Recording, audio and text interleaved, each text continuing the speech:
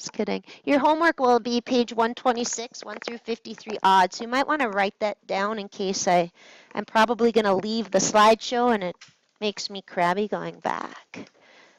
1 through 53 odd on page 126 is due Friday. Due when? I'm going to get almost all the notes done today. You might end up with 10 to 15 minutes to maybe do a few of them. Then tomorrow I'll wrap up 10-ish minutes of notes and you'll get to work on that assignment. So we'll once we're done, I'll advise you how I'd approach that one. This is a big section. It's got 2 huge calculus derivative rules in it. The good thing about the rules is they're easy and we have mnemonics to remember them. The bad thing about them is they tend to end up with you having to clean up some messy algebra. So it's really not a section. When you're doing the homework, your issue will not be the calculus. It's going to be, why did that just beep at me? Or was that someone's phone or is that my headphones? Okay, I thought it was, I'm like, seriously, I just charged my headset. Why is it beeping? Turn your phone off, you booger. Oops, sorry. I forget sometimes. Okay. All right, anyway, we're going to go right to the notes. The page I want you to go in, and since so many people are gone, I think what we'll do is save this because it's important. Unfortunately, Lydia, you would have benefited greatly from this one, but we got to be a team, which means we're going right to the notes today. I'm going to go right into the new rules. So we're going to have derivative rules that come and go throughout the whole year. All right. We only have one right now, so it's been really easy for you to take a derivative because you only have one rule, the power rule, right? Power rule is just bring it out front and multiply and knock the power down. It's very easy. That's still our favorite. So if you can morph anything so that you can use the power rule, continue to do that. What in the world does she mean by that? If your function, don't write this down, if your function looks like this, and I'm going to give you a quotient rule today for taking the derivative of a quotient, which that is. If you launch into the quotient rule, that's where your homework's going to take you longer than yours. Because how could I approach that one without a new rule? Break it apart. It makes a heart. That's really x squared plus 4. Its derivative is 2x, and I'm done in my head. Right? So be very careful that as new rules come by, just because today I'm in product and quotient rule, and maybe even on CalcChat they solve them that way, always remember to take a global approach and take the best approach to the problem. This one, if I wanted the derivative, I can do it in my head. It's x cubed over x, right? Which is x squared. Its derivative is 2x. This is 4x over x, which is 4. Its derivative is 0, and I'm done without anything new. So be careful with that. Now, if I flip the fraction over, now it's not a heart, it's an upside down heart, and it will require a new rule. And we're going to go through those today. So when you have a product of functions, what I do want you to write in this top corner, I feel like this is so close to my mouth. I'm really sorry if you're listening to this and it's loud. It's like I can't. It's like in my mouth. All right, anyway, gross, right? Here's what you can't do. Suppose y is 2x times sine x. This is a product of 2 functions. Agreed? What I get a lot of people doing, and it extends to the test on this chapter, and it's deadly because I can't give you any points. You make up your own rule, and you say, well, then the derivative is going to be, and usually what happens is kids just make up their own rule, what looks good. They go, the derivative of this piece is 2, and the derivative of this piece is cosine. That was easy, and they move on to the next problem, and I write 0 out of 3, because it's wrong. It looks good, but it's wrong. The equivalent, so go ahead and write, no, don't do that. The derivative of a product isn't the product of the derivatives. Here's the elementary school equivalent of that. Are you ready? This would be like Sully in elementary school saying 2/3 plus 1/5 is 3/8. God, that's easy.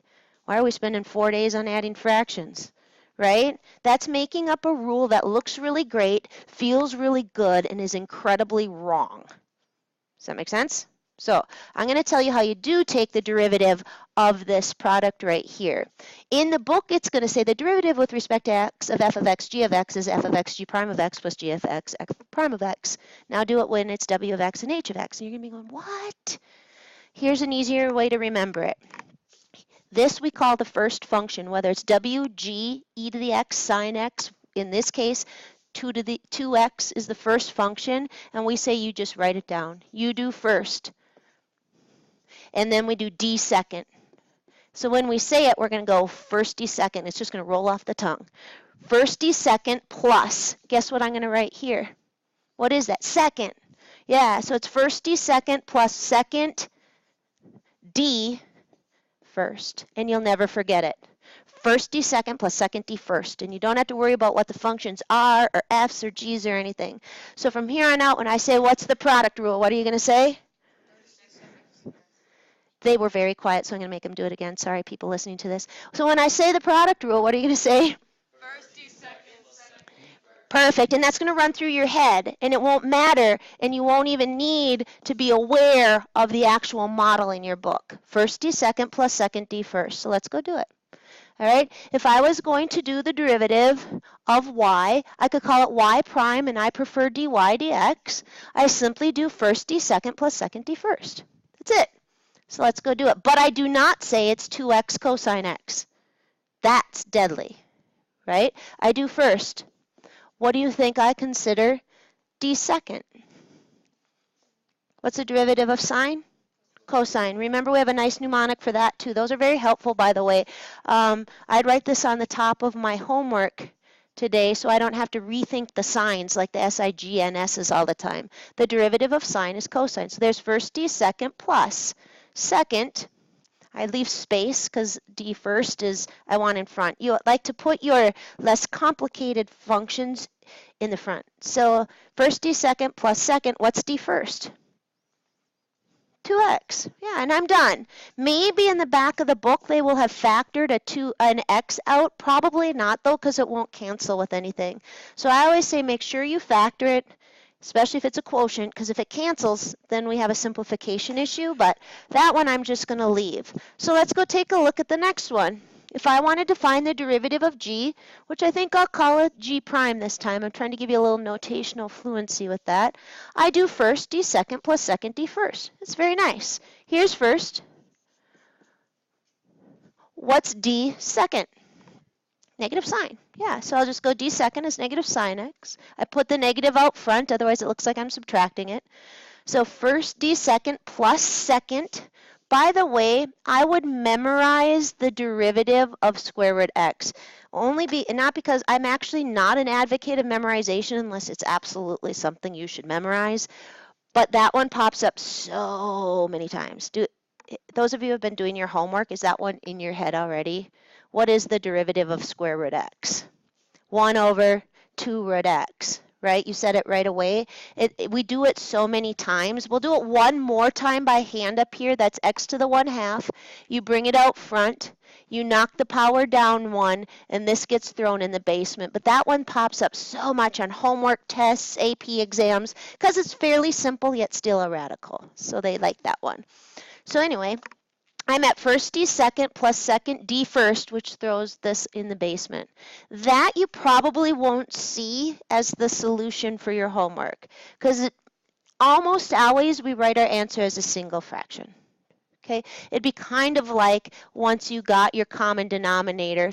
Again, what we don't do is say this is 3/11. Agreed? Right? That's the equivalent to saying, oh, I just do derivative times derivative. You don't do that. But it would be equivalent of writing this as 8/24 plus 9/24. So you usually don't do that. You write it as a single fraction, correct? So over here, remember to write as a single fraction, we do, Chris, what do I get on the Chris for that one? Negative what? Go ahead and say it. They can't hear you on my, they can only hear me because this is like in my mouth. Negative what? 2x sine x. There we go. Awesome. Sorry, people listening, they're being very quiet. For some reason, when I wear my headset, nobody can talk anymore. Yes, it'd be a negative 2 root. Root makes an x, and that's a sine x. Then I do a plus for my link, a cosine x on the cross, and I multiply across. I look for factoring in case it causes canceling, because if it does, I'm going to get a simplification error. But when I look to the top, nothing factors, so I'm done. Can I cancel the 2's off? I did have a couple people on the last test do that. Here's what I always write. Maybe it was one of you. I don't remember the test I graded so long ago. And I do them page by page, so I honestly don't even know whose I'm writing on when I'm writing all over it. Whenever kids do something like this, don't do this. Here's what I write on the test. I have the same one I write all the time. I go like that, and I write does not equal 8. And then they go, oh my God, I just did that, right? So be careful. Okay, here's what often happens too. I'll see like this, and kids will go like that, and I'll go, ah. So beware of canceling if it happens. That one it doesn't. All right. So it says it's always very wise to take advantage of the constant multiple rule. Let's remind you of what that means. The constant multiple rule says that if my function is maybe 4 times sine x, these I took the derivative of last week. What did I say to do with the 4? Just leave it and take the derivative of the rest of it. And you might say, but LaRue, this is a product. Watch me do the product rule on it. First d second would be 4 cosine x plus second, what would d first be? 0. So if you do the product rule with a constant as one of the functions, it washes out anyway. It's just not necessary because d second's always going to be 0. So it's really just first d second. So that's why actually if I wrote a book, I think I would put the constant multiple rule after the product rule and say, guess what? If there's a, you know what I mean? I would have reversed them. I wouldn't have had that one yet. But so on this one, when it says find the derivative, let's call it dy dx this time. The rate that y is changing with, remember what your derivative is? Let's revisit that. Because sometimes when we're learning all the manipulations, we forget what we're finding. What does this represent? Right here, I'm circling it. What is that when I say the derivative is 4 cosine x? What is that? It's a function that gives me the what? Slopes of the tangent lines anywhere on a stretched out version of the sine function. That's what it's telling me. That if I were to do 4 sine x, which is just a vertical stretch, so it's going to go up to 4, down to 4, what 4 cosine x does is give me the slope of the tangent line anywhere on the curve, just to revisit what you're finding. All right, so I'm going to go find the derivative of this. This actually has 3 rules in it. From last week, the subtraction rule, which says that if you're taking the derivative of a sum or difference, you can just do them separately, right? It's also got the product rule right here. So you guys go do the product rule on that part of the difference. You go do it. You shouldn't think of F's and G's. It's just what? First d second plus, there you go. Yep, first d second plus second d first for a product of functions. If one of the functions is a constant, then it's not necessary. So do the first part. Raise your hand when you've got that one taken care of. The first part of the difference. So pop up a hand. And all the hands, this is kind of one where all hands pop up at the same time because it's a fixed skill. It shouldn't take you longer to do it than you. You just go first. What's the derivative of cosine? D second, right? Plus second, what's D first?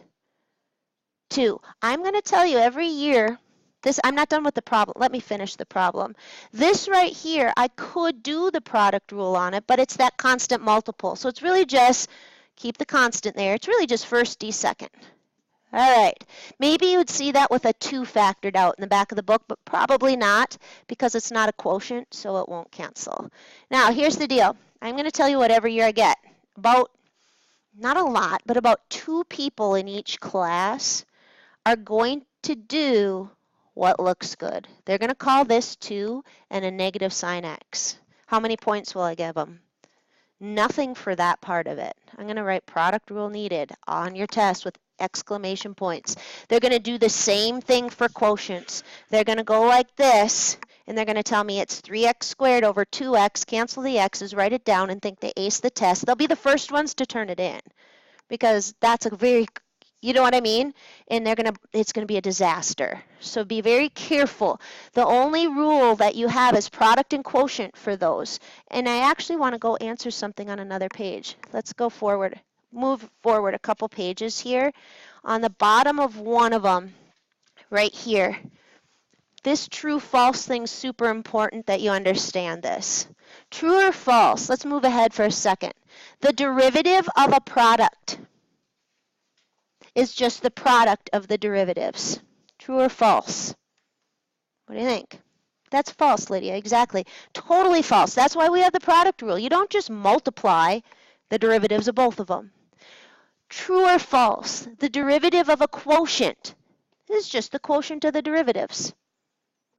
You don't know that yet, but that's completely false. The quotient rule is actually quite a large rule. You can't just do the derivative of the top over the derivative of the bottom. How about the last one? The derivative of a sum is the sum of the derivatives. That is totally true. That we've been doing all along. Yesterday when our position model was 3t squared plus 6t or something, we said that's 60 plus 6. We just did the derivative of each piece and added them up, right? So understand that these rules are super important. So let's go back and work our way toward the quotient rule in just a second. For part B, my point with this one is it can be done 3 ways.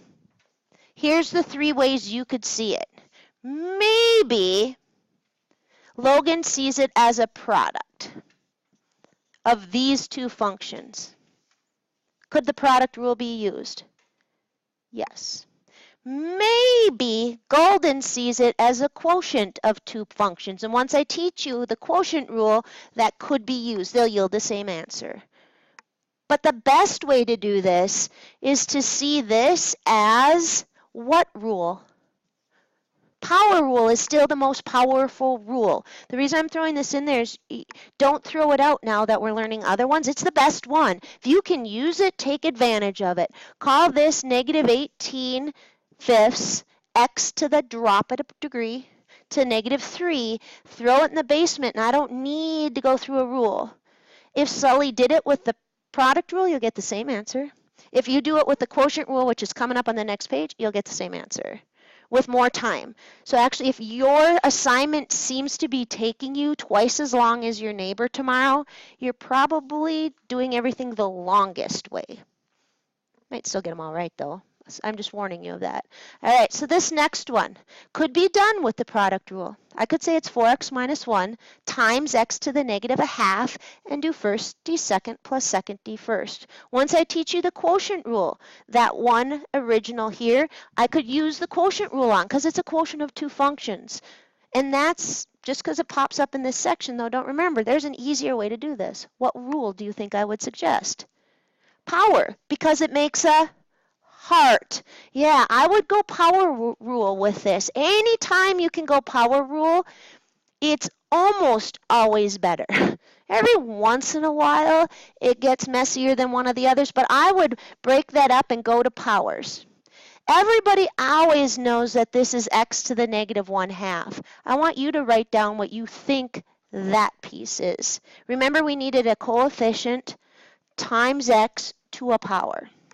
So I always say disengage the coefficient, which is the 4, and then you need x to a power. For some reason, x over root x goofs kids up. So I'm going to give you a minute to write that down. Miss Tim, what power did you put on your x when it's x to the first over root x?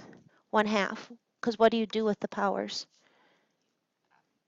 You subtract them. Yeah, when you divide, like you would have, nobody ever stumbles on this. They always go, oh, x cubed. But for some reason, when I go x over the third root of x, they now don't know that they need to subtract exponents, right? So be careful with that. All right, this then is what I differentiate. I'm not going to do it. This is 4. I'd bring this up. I'm going to go dot, dot, dot, dot, dot. All right, you can tell that this is in a different font, and it's kind of an addition to the notes. Can you tell that? Yes? So what happened my first year I taught AP Calc is they always send me it's called a teacher report, and they tell me how well my students do on all the different main topics. So they chop it up into multiple choice and FRQs, and then they do limits and derivatives and integrals, and then all the subcategories. And my kids, the first year I taught it, when I got that report, had a weakness in what they call tabular interpretation. And it was my fault because I didn't do hardly any of them because I taught out of the book, and the book doesn't do any of them. And so I was like, oh, I better add some of the table stuff. And the good thing about them is they're so easy. It's College Board just saying, hey, you know what? We want to make sure you know the models. I don't care that you know the derivative of sine is cosine. I'm going to ask you that in another question. But off of a table, I want to make sure that you do not say this is g prime times h prime. Regardless of what they are, you need to know that the product rule says you do what? Go ahead and say it again. First, d second, plus second, d first, no matter what the function is. So you're going to go like this. First, d second, plus second, d first. What do you think, by the way, half of the kids nationwide do? Just kind of guess. Be in their heads. When they say to see that g of x times h of x and they need to take a derivative, guess what they do? G prime times what? H prime. And that answer's sitting there. It's always a multiple choice. It'll be there. They'll anticipate that. So I'm supposed to do this at 3. So regardless of what the two functions are, I've got two functions, I'm multiplying them, it's creating another function, I need its derivative or the slope of the tangent line at 3.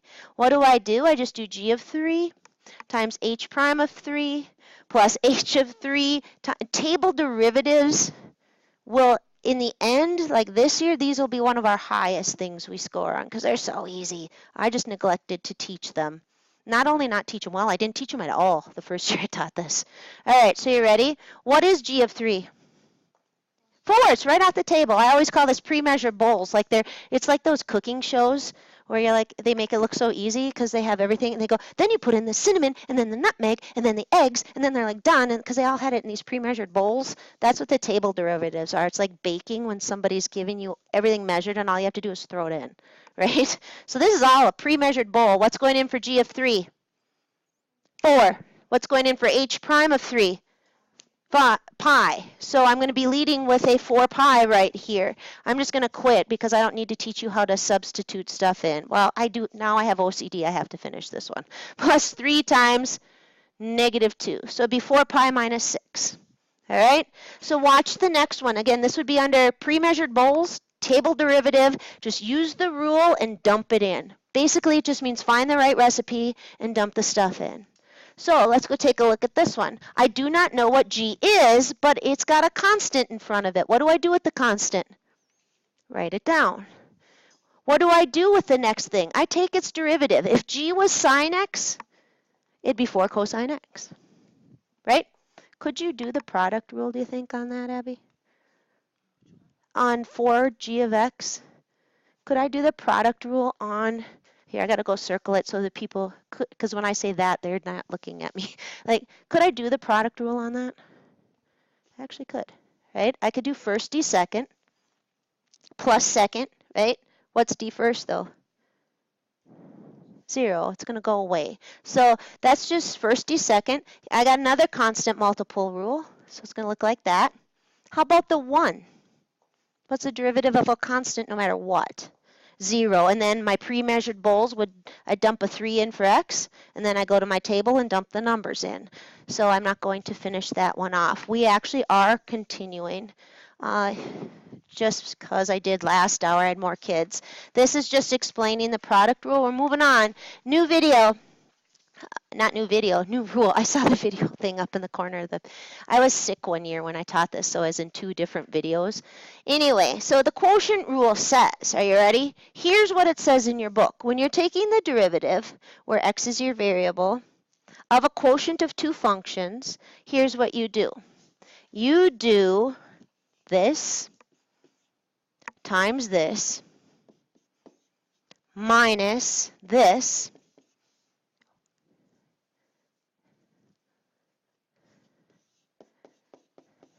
I'll move out of the way.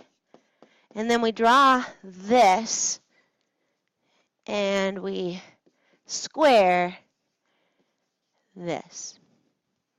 That's the quotient rule. You'll have a hard time using it smoothly if you think about it like that. So the mnemonic that goes with it is super easy, and it's easy to, it just flows off the tongue. It starts with low, and it ends with low. What does it start with? Low, and it ends with low. So when you're thinking quotient rule, the first thing that's going to come in your head is low, and you're going to go low D high minus high D low, draw a line and square below, and it'll be in there forever. So how does it go? Low D high minus high D low, draw a line and square below. That's the quotient rule. You need not ever remember the F and the G's and the primes. Plus, even if you did memorize this, the minute this becomes V of t over A of t and you're taking the derivative with respect to time, you're going to be going, what one's the G? What one's the F? It's just low D high minus high D low, draw a line and square below. It's foolproof. Right? So let's go apply it to do a derivative that I haven't told you yet. All right, so on the next page, go ahead and write the derivative of sine and cosine for me. Those should be in your memory. Think of maybe the St. Cloud, negative cloud, but sine and cosine are locked in there. They're the only two trig functions we've done, though. And it's because these three are quotients. So guess what rule we need for me to be able to tell you what they are? Quotient rule. So I am going to go derive this guy and this guy and then tell you what happens with the cos. So let's go down here and be the first person, whoever came up with the derivative of the tangent function. Keep in mind, when you're doing the derivative of the tangent function, let's review. Where are the asymptotes on y equals tan x? Do you remember? Where are they? You've got it. At where? Basically, I'm asking you where is tangent x undefined, which means it must have a 0 in a denominator somewhere. The denominator of tangent is cosine, right? Where is cosine equal to 0? Pi over 2, where else? So this is the tangent function, right? And then it cycles, right? When I find the derivative, what will I be finding? Just so you don't lose track of what you're finding. I'll be finding a function that gives me the slope anywhere on this curve. So once I'm done finding f prime, if I put in a pi over 4, it'll give me the slope of that line at pi fourths. I just don't want you to lose track, Tyler, of what you're finding. Because otherwise, if College Board says, what's the rate of change? And you'll be going, well, what's that? And that's a slope, right? So that's a derivative. All right, let's go over here and change this to its quotient first.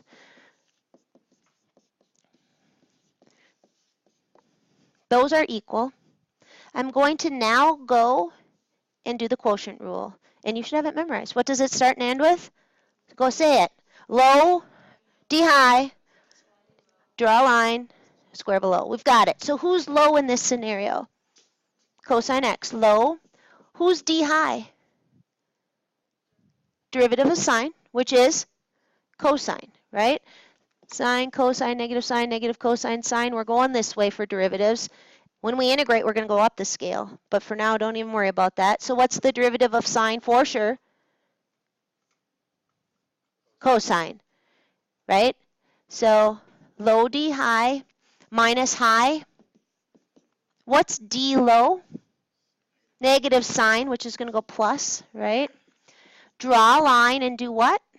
Square below. Low D high minus high D low. Draw a line and square below. By the way, when you square the trig functions, it's perfectly legal if you square sine to do this or to do this. I have to take off notational fluency for that. Because what does this square? The x only. So I like to loft them in there for those.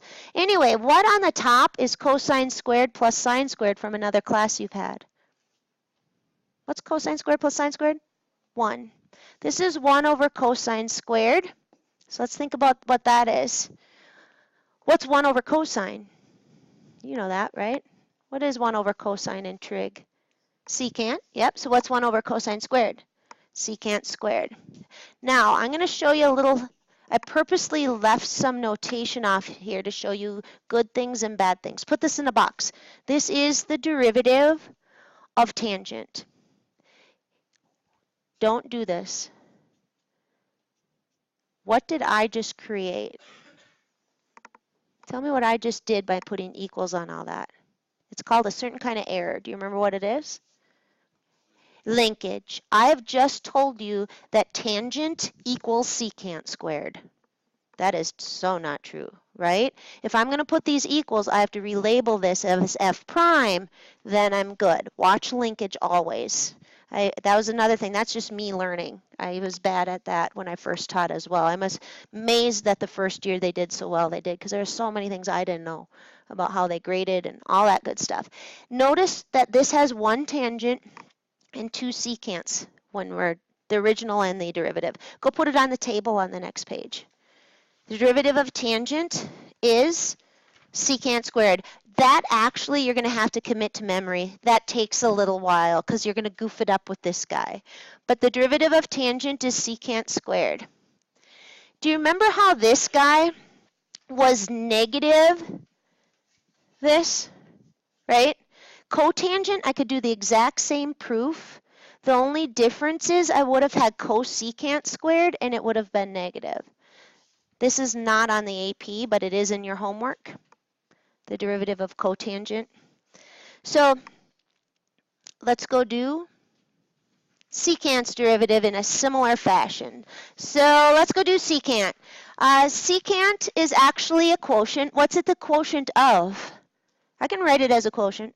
I can't write it as a product, but I could write it as a quotient. 1 over what? Awesome. So I'm going to launch into the quotient rule here to tell you what the derivative is of secant. I do low. What's d high? 0. Yep.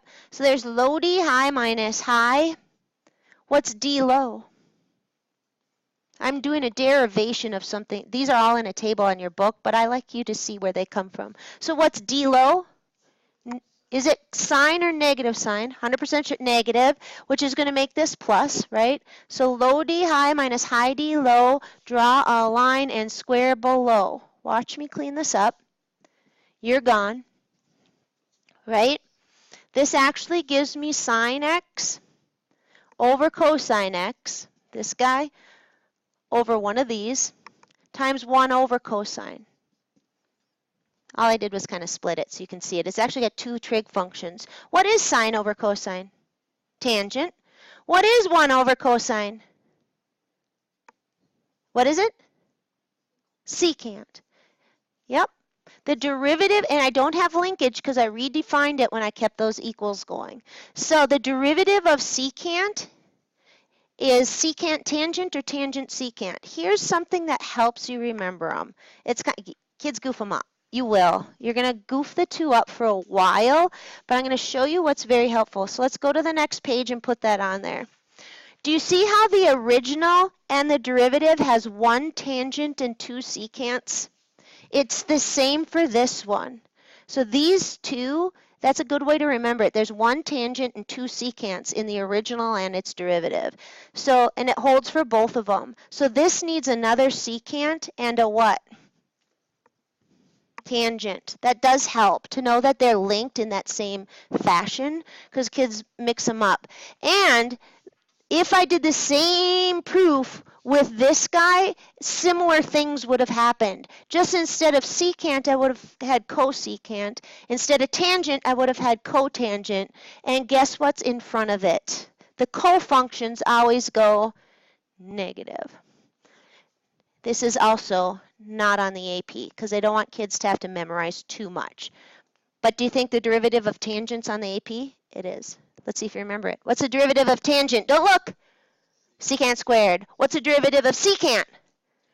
Tangent secant or secant tangent. Okay, so this says sometimes you can approach problems different ways and different yet equal or congruent or whatever answers. So like you approach it different ways and what you're going to maybe get is looks different than yours. But if she just cleaned hers up, it actually is yours. So sometimes you're going to do the quotient rule, he's going to do the product rule, and you're going to do the power rule. And you're all going to get different versions of the same answer. Who's right? Whoever's got the most simplified answer, to be honest. And in that scenario, quotient, battling product, battling power rule, who's probably most likely to pop out the most simplified answer? Her. Yeah, Miss Power Rule here, right? So that's that. Always simplify your answers. You know what that means. No negative exponents, all that. So let's go practice quotient rule. It's in your head, right? What is it? Low D high minus high D low, draw a line square below. Go do it on this one. I'm going to do it painfully slow up here while you guys are doing it. Make sure you redefine it as F prime. Don't just launch into an equals or you have linkage.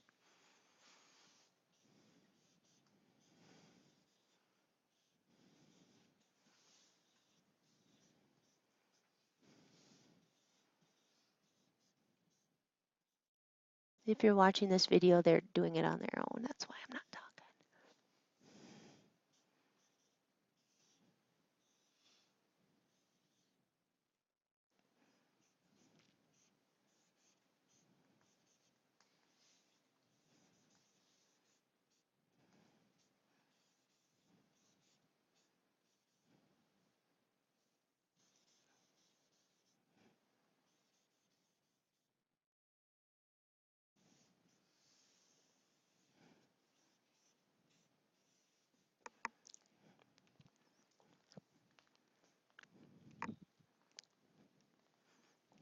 All right, most of you are about where I left off, and we're going to play you're doing the odds, what's going to appear in the back of your book game. All right, so this is what's going to happen. Eli is going to do what most kids do. They have it open to the back, right? Or they have Calc Chat open in another window. I get it. I told you it was there. I want it there, right? You're going to go look at it, and they're going to have a different answer. Because tell me what is something that needs to be done that will cause a simpler answer. Take out some T's on the top. How many? 2, and do what with them?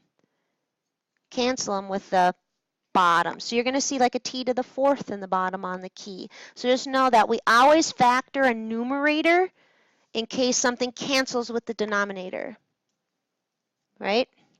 So it's the numerator that we tend to mess with. I'm just going to leave that. I know you know how to do that. I'm going to do the last problem for today, and then you guys can go start your homework. You'll have about 10 minutes, I think. What time are we done today? 49. Yeah, you'll have a good, I would use that 10 minutes because you could probably get a good 5 of the first ones are usually fast. So let's go take a look. This is actually number 9 in your homework, so you might get to number 9 and you can just see if you get the same answer. I tried again.